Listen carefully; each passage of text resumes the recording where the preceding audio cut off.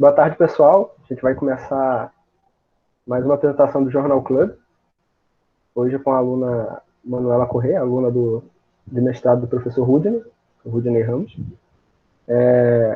Manuela, fica à vontade. Você tem cerca de 40 minutos por aí e pode começar a apresentação. Tá bom, muito obrigada. Boa noite a todos. Como ele falou, meu nome é Manuela Corrêa. Então, o tema dele é a estrutura de fase de dois campos escalares carregados, temperatura inicial químico finito. Bom, o nome, não sei se assusta, mas eu acho que assusta um pouco para quem não está acostumado, mas não é isso tudo. Eu vou começar falando sobre o trabalho, né, de referência, que é o trabalho da Bensel,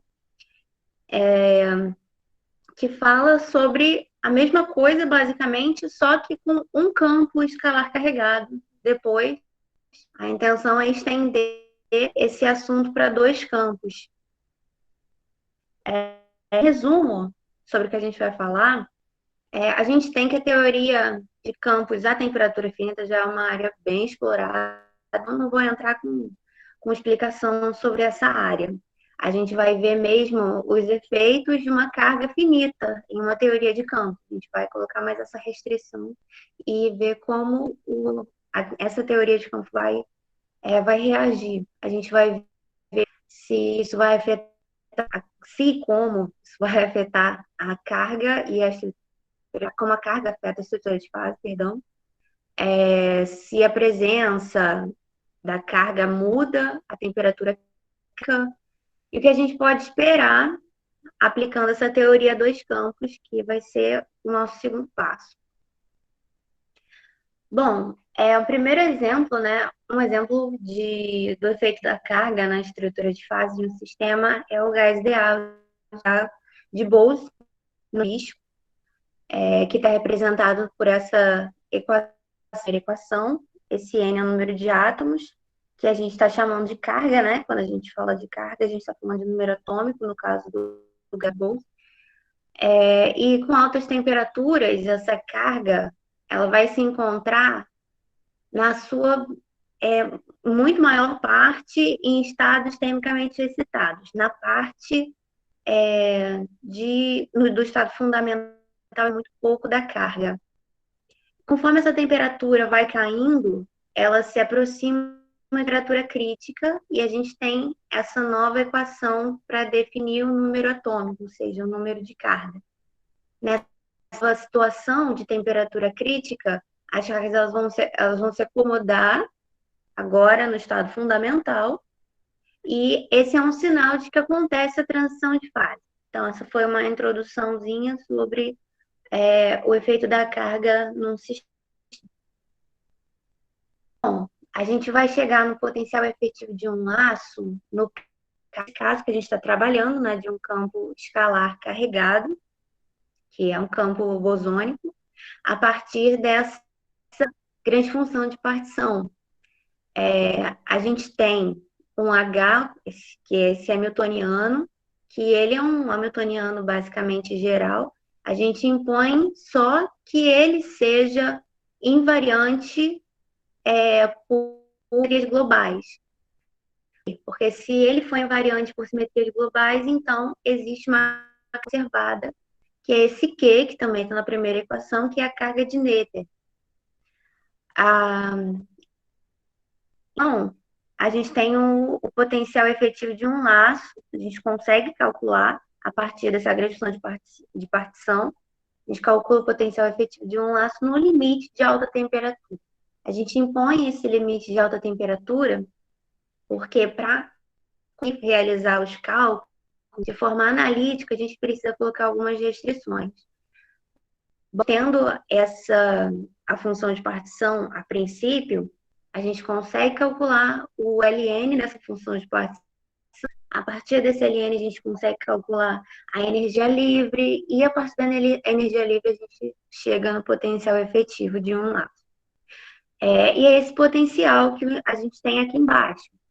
Nessa segunda linha, né, que é o primeiro, que é o segundo, a gente tem depende do campo, que é o campo φ, que está ao quadrado e a quarta, Essa barra em cima do campo indica o valor esperado, o valor de campo de fundo, a gente também pode chamar, a gente vai rever eles um pouco mais lá para frente. No final dessa segunda linha, a gente tem μ vezes N. Esse μ é o potencial químico do gás. O N é uma densidade de carga, ela seria a carga de Noether sobre um certo volume, seria o volume do sistema. E a parte de baixo, a dependência na temperatura. Como a gente fez essa condição de altas temperaturas, a gente está deixando um pouco de lado temperaturas um pouco menores, para, como eu já tinha falado antes, conseguir chegar analítico viável. Bom, a gente sabe que a estrutura de fase depende do mínimo do potencial efetivo. Então, o que a gente precisa fazer agora é pegar esse potencial efetivo e minimizar ele com relação ao campo. Então, quando a gente faz procedimento, a gente encontra dois resultados. A gente encontra um valor trivial, que é o campo de fundo igual a zero, que é o φ, quadrado igual a zero.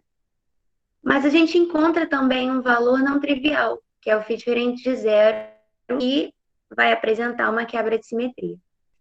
Esse valor diferente de zero, quando a gente impõe que o φ seja zero para encontrar a temperatura térmica, a gente consegue reescrever essa equação, esse resultado não trivial, diferente de zero, dessa forma, que é esse φ barra quadrado igual a 1/3 da temperatura crítica ao quadrado menos a temperatura. Então, aqui, a gente encontra quebra de simetria a baixa temperatura, porque você tinha um campo que espontaneamente foi quebrado, você tinha um sistema espontaneamente quebrado, e a partir de uma certa temperatura crítica, ele tem a sua simetria restaurada. E a gente é importante frisar que a presença da carga tem essa simetria quebrada por mais tempo, que é o que está representando esse μ de T, que é o potencial químico, que depende da temperatura, obviamente, mas se a gente considera que esse μ fosse zero, para essa temperatura crítica ser positiva, a gente teria que considerar o lambda negativo, e a gente teria uma simetria muito mais rápida. A gente teria que o sistema ele fica numa fase de quebra de simetria por muito mais tempo. Então, a presença da carga é uma assimetria quebrada por mais tempo. Então, sem a carga, a gente teria o oposto disso. Aqui, eu coloquei um gráfico que está também no trabalho de referência, para mostrar que para uma carga pequena, a simetria espontaneamente é restaurada em temperaturas que eu tinha falado agora, que é o que acontece com a linha inteira, com essa linha preenchida, que tem o eta igual a 0,0. É um eta bem pequeno. Esse valor de eta, para esclarecer, ele é relacionado com a densidade de carga. Logo, a gente pode concluir que a cargas baixas, a gente consegue a restauração da simetria, conforme aumenta a temperatura, mas se a gente aumenta a densidade de carga, que é o que significa essas linhas tracejadas, a gente vai ter uma nunca restauração de simetria do nosso sistema. Bom, aplicação física, a gente pode falar de cosmologia, né?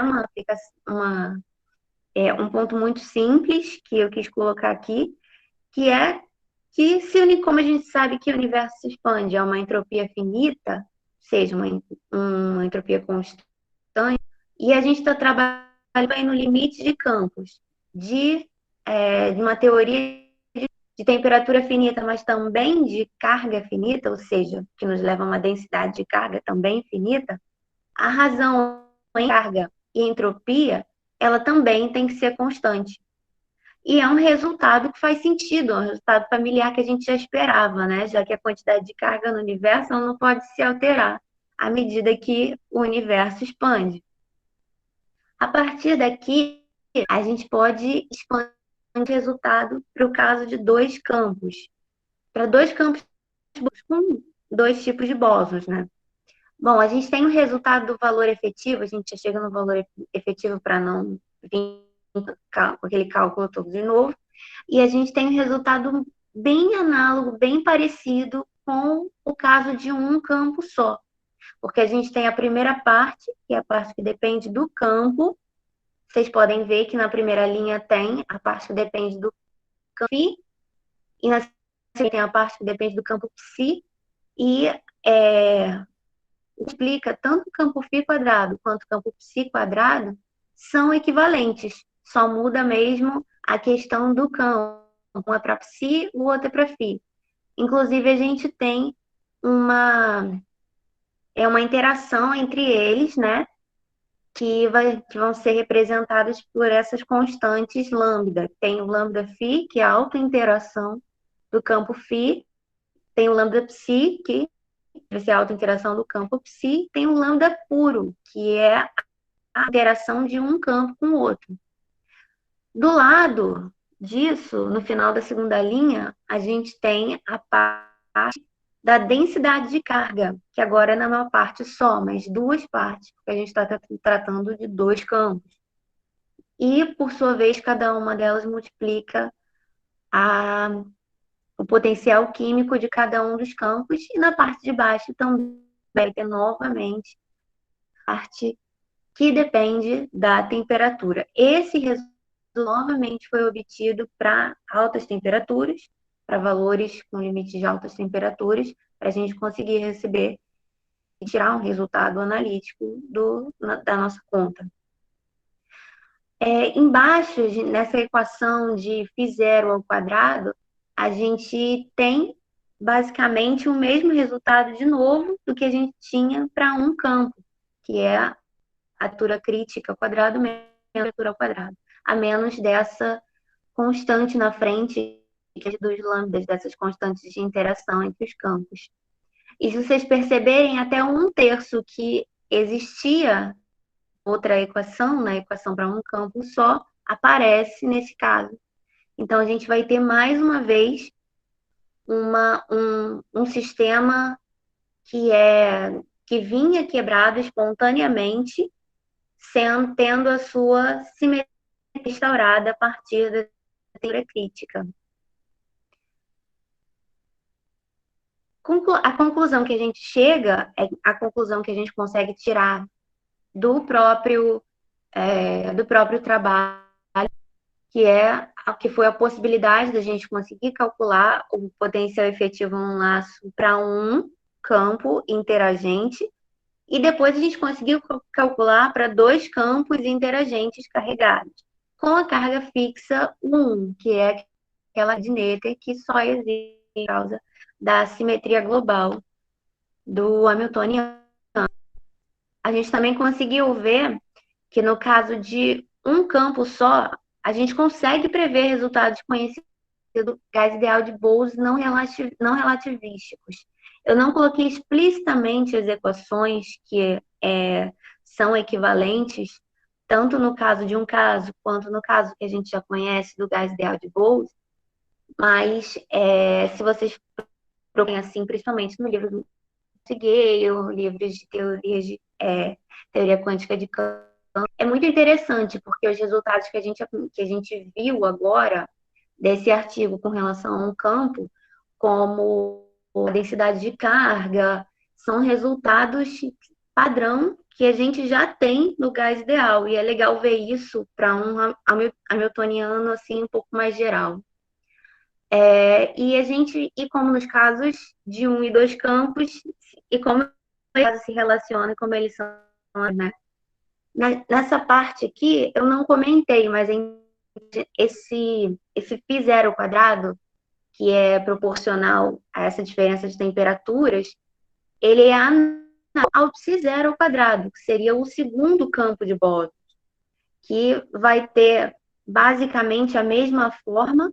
Que vai mudar são alguns índices nessa constante que multiplica essa diferença de temperaturas, e a própria temperatura, que é a temperatura crítica do campo φ, a gente vai ter a temperatura do crítica psi. Mas é um resultado bem análogo. E se a gente tem a resposta de um, a gente tem a solução de um campo, a gente consegue esperar, até mesmo sem fazer conta, como vai ser o segundo campo. O que resta agora, que esse é o tema do meu trabalho, é o que eu estou estudando agora para a dissertação, que é explorar mais a fundo a estrutura de fato de dois campos e as aplicações que ela pode ter na física, assim como um campo só. Né? Quando a gente trabalha em cosmologia, a gente tem, obviamente, a possibilidade de com mais de um campo. Isso é, muitas das vezes, mais do que possível, mas às vezes necessário. Então, a gente trabalha, eu estou estudando agora esse caso da interação e de como se comporta a fase, no caso de dois campos. Talvez aumentar essa quantidade de campos, mas como a gente trata sempre nesse caso de campos escalares carregados, eu acho interessante entender um pouco melhor como esses campos vão conseguir interagir, não com eles mesmos apenas, mas um com o outro. É a minha área, né? Eu estou estudando isso agora, devo deixar claro que não sou expert, mas achei uma área interessante. Se alguém tiver alguma dúvida que possa responder, vai ser bom eu responder, mas não garanto, né? Porque eu ainda estou estudando. Mas, assim, opiniões, se alguém tiver, pode falar que toda, que toda opinião é válida nesse caso. Eu agradeço a oportunidade que me deram aqui e valeu. Valeu, Manuela. Foi legal, gostei da sua apresentação. Ó, já tô vendo aqui no chat, ó, o Matheus tem já duas perguntinhas. Fica à vontade, Matheus. Fala aí, mano, beleza? Pô, boa apresentação, maneiro, valeu. Tem como você voltar no slide? Eu tô com dúvida. Lá não sei se é no meio, no início, sei lá. Por exemplo, aquele Nzinho da carga, que você falou que é carga por volume, algo assim. Tem ele aqui no campo, que aparece aqui, e depois aparece no dois campos aqui. Pode ser isso aí. É porque é a primeira vez que eu vejo, que eu até tô fazendo umas coisas de temperatura finita, mas eu não sei por que eu não considero esse Nzinho, não aparece para mim, eu não sei por que, assim, eu fiquei com essa dúvida. Esse N, ele precisa aparecer por causa da presença da carga. Sim, os potenciais químicos eu tirei, só que eu acho que eu não carreguei o Q da carga, né? E aí não apareceu, tipo, apareceu os potenciais químicos só, mas eu tô pensando aqui, falando, pô, tem alguma coisa errada. A carga de Noether, ela é fundamental nesse caso, porque quando a gente faz aquelas aproximações, como a gente viu no gráfico, a gente está considerando a densidade de carga, então ela tem que aparecer no potencial vivo, ela vai continuar dele. Eu acho que ela só não aparece quando a gente calcula a temperatura crítica. Ah, tá. Quando a gente tem o campo condensado e quando não é. Mas no potencial efetivo tem que aparecer sim. Não, é estranho, eu vou ver isso, acho que, enfim, legal. E outra coisa que eu não entendi foi o seguinte, você fez expansão para altas temperaturas, né? Por isso que você tirou os T's aqui, você expande o seu potencial efetivo. Só que aí você falou que tem um lance de baixas temperaturas, aí eu não entendi, assim, se você puder me explicar esse pedaço melhor? Seria nesse caso aqui, a gente tem a quebra de simetria a baixa temperatura. É por causa desse ato do campo de fundo que você tem. Você precisa, aliás, é uma coisa que você me lembrou aqui, eu até agradeço, que a gente precisa que esse π quadrado seja maior que zero. E para ele ser maior do que zero, a gente que o outro lado também tem que ser zero, logo a temperatura crítica tem que ser maior do que a temperatura que a gente espera. E a temperatura crítica a gente já imagina que não seja uma temperatura assim muito alta. Então, se é maior do que a temperatura ao quadrado, a gente vai ter essa quebra de simetria em baixa temperatura. Tá, deixa eu ver se eu entendi. Então, você faz uma expansão para altas temperaturas, mas aí na hora de você minimizar o potencial, você supõe que essa temperatura crítica, ela não seja uma temperatura altíssima, é isso? É, isso mesmo. Ah, tá, entendi, E a entendi. gente também considera uma parte essa parte, deixa eu ver, essa primeira linha do segundo membro dessa equação, Uhum. e a gente também considera que tem a temperatura intrínseca em si, quando a gente vai calcular a temperatura crítica, a gente faz a derivada do φ. Então, multiplica o φ também é levado em consideração. Então, a gente não fora termos importantes, se essa é a sua dúvida. Ah, tá, não, beleza, entendi. Agora ficou claro. Valeu. Parabéns aí pela apresentação. Obrigada.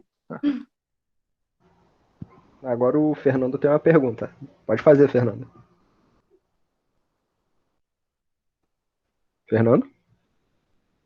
Acho que ele clicou na mãozinha de novo e não viu. Beleza, então eu faço uma pergunta aqui. Manu?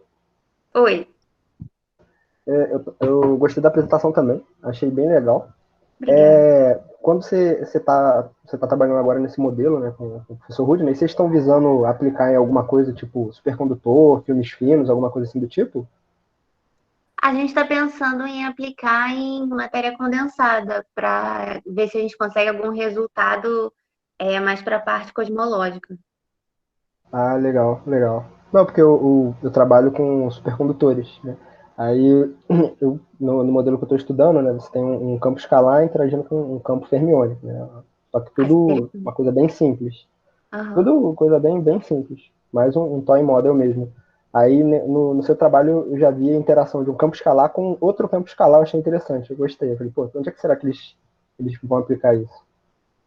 Mas legal. É interessante. A intenção mesmo é a gente chegar nessa parte de cosmologia, porque a gente tem campos escalares interagindo, né? Então, a gente como eles se comportam, se a presença de... No que a presença de um vai interferir no outro. Então, é mais para isso. Ah, legal, legal. Gostei. Parabéns, de novo. Obrigada. Manu, eu tenho uma pergunta aqui também. Oi. Volta naquele gráfico rapidinho, por favor, que você mostrou dos valores pro N ali. Então, eu fico meio confuso isso aí para mim. No final você relaciona isso com condensado de Bose-Einstein não relativístico. Tá correto afirmar que isso tá relacionado, isso que você falou? Essa transição aí é a mesma do condensado de Bose-Einstein? Não ficou muito claro isso para mim, quando você relacionou com o Bose-Einstein no final. Eu queria saber onde que ele está se relacionando.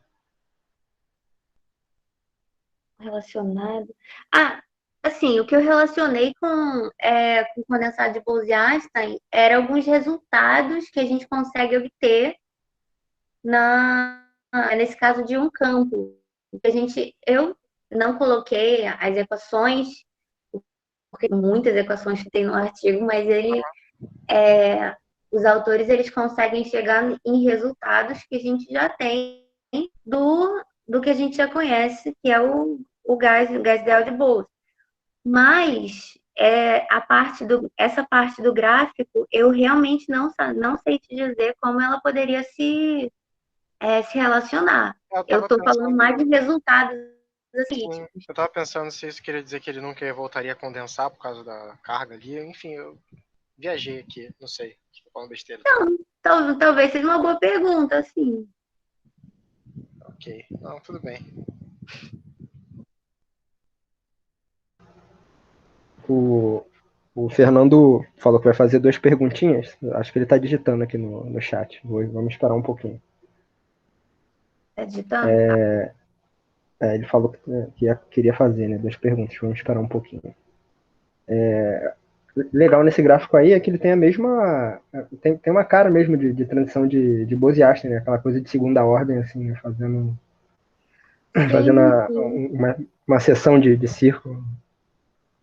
É até interessante quando você fala assim, nessa questão de segunda ordem, no livro do Kapusta tem uma.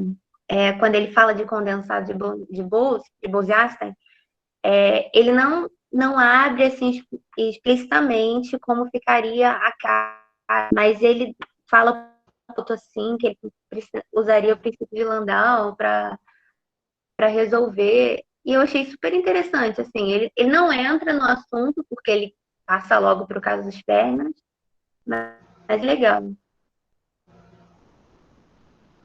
Ah, legal. Aqui, o Fernando colocou aqui, né? Gostaria de saber o que ela considera uma alta temperatura. Uau, uma alta temperatura.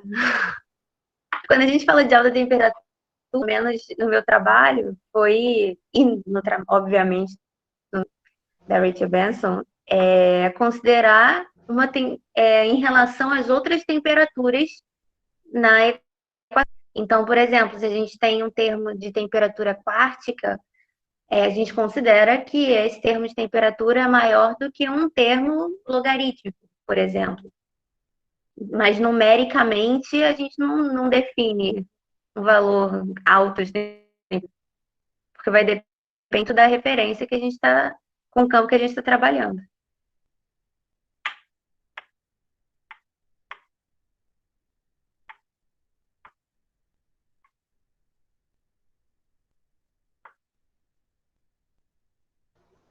Ele também fez uma outra pergunta aqui, ó. Ele perguntou aqui, ó. Se você podia explicar, né, um trecho que você fala que espera um resultado similar para dois campos no que foi com relação, né, a um campo só, né? Você pode explicar essa parte de novo. Sim, tá. No caso de dois, a parte do resultado similar é quando a gente já tem um campo só. Claro que a gente conseguiu separar no potencial, nesse caso do potencial efetivo, a gente tem um resultado parecido com o potencial de um campo só. Deixa eu voltar lá num campo só. Porque aqui, olha só, a gente tem uma parte que multiplica o campo ao quadrado, depois a gente tem a parte do N, que é a parte da carga, e embaixo a gente tem a parte da temperatura. Aí, quando a gente fala de dois campos, a gente tem uma coisa parecida, olha, π quadrado multiplicando um termo, esse aqui, psi quadrado, que é o outro campo, a parte da carga de novo, μn para φ, μn para psi, e embaixo a gente tem a temperatura de novo para os campos. Então, é isso que a gente vê que é parecido, mas não dá para prever. O que eu quis dizer quando eu disse que dava para prever? É quando a gente faz um cálculo para dentro desses campos, quando a gente faz um cálculo para um dos campos, a gente já consegue imaginar qual é o resultado para o outro campo. Por aqui, eu dei esse resultado dessa diferença em temperaturas ao quadrado só de um campo, que foi o φ0 ao quadrado. Eu podia ter colocado também o π0 ao quadrado, mas o resultado é tão parecido que a gente pode esperar ele. A que mudaria, pra você ter ideia, ó, nesse numerador, ele vai continuar a menos desse último termo, que é lambda φ lambda. Ele mudaria para lambda psi lambda. E a temperatura não seria a temperatura crítica de π mais de psi. Então, é só isso que muda. Então, dentro desse modelo de dois campos, é que quando eu faço um cálculo para um desses dois campos, eu já consigo esperar uma resposta do segundo campo. Entendi a pergunta? Ele entendeu aqui. Obrigado, ficou claro. Legal. Bem, alguém tem mais alguma pergunta para eu tenho uma. Pode fazer, Wally. O potencial que você tem aí é considerando um loop quântico e correções térmicas, certo? Um loop, sim, correções térmicas para altas temperaturas. A gente considera até temperatura abaixo, a gente desconsidera ter temperatura abaixo de 1. Então, a zero temperatura, eu sei que o potencial tem termos de log no campo, a um loop. por que isso não aparece quando você bota a temperatura finita? Ou por que você Porque desconsidera? o termo de log a gente também desconsiderou para conseguir ter esse resultado um pouco mais visível, um pouco menor. Mas tem algum argumento para tirar ele em relação aos outros? O único argumento é que ele vai ser visível em temperaturas altas. Uhum. O artigo da Benson que usa esse argumento, ele não é muito interessante, caso você queira ir mais a fundo, ver o resultado da temperatura na estrutura de fase. Uhum. Mas para ter um resultado assim por cima, para a gente ter um resultado mais qualitativo para ver o que acontece, ele é útil porque está vendo que o potencial efetivo já ficou grande. Em outros termos, ele teria, sei lá, 3 vezes o tamanho que ele tem agora. Sim, porque o que é interessante desse termo do log é que ele quebra a simetria, né? E ele cria uma diferença entre o lado esquerdo e direito do potencial. Então, talvez seja importante, mas como é altas temperaturas, provavelmente por ser log, as frequências são baixas, aí você pode sempre botar a temperatura mais alta e ignorar esses termos, talvez. Obrigado. Ô, Manu, Oi. vou só fazer um comentário para o Carlos. Tem esses trabalhos, cara, que o pessoal coleta o comportamento em altas temperaturas, essas coisas que dão LN, né? Que na hora você tem que renormalizar para tirar os efeitos térmicos. Então, o Rudney tem alguns trabalhos assim, inclusive, você vai a altíssimas temperaturas, não só coleta os termos infravermelho, como você promove uma técnica de ressoma para tirar comportamento, para tirar vários resultados não perturbativos nesses regimes de altíssimas temperaturas. É porque aqui ela quer ver uma transição de fase numa temperatura mais baixa, né? E aí o esquema é outro. Mas o Rudney tem alguns artigos sobre isso. Para simetria interna ON, campo escalar. É bem legal. Eu vou dar uma olhada. Valeu. E mais a fundo nesse campo é interessante ler esses artigos realmente.